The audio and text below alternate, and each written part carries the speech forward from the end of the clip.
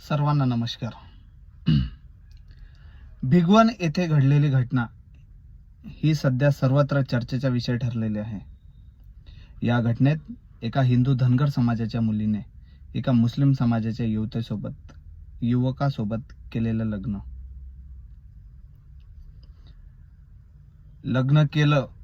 लग्न दोघांनी केलं, पण त्यात दोन समाजात निर्माण झालेला वैर, दोन समाजात निर्माण झालेलं कट्टरत्व आणि दोन समाजात निर्माण झालेला तेढ या त्या दोन युवक आणि युवतींना मान्य नसेल किंवा ठाऊक नसेल.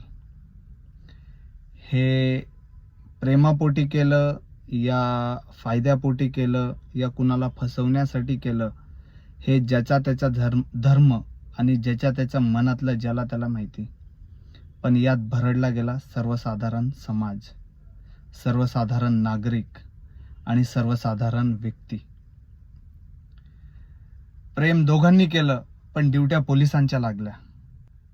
प्रेम दोघांनी केलं, पण न्यायालयाला उभं राहावं लागलं.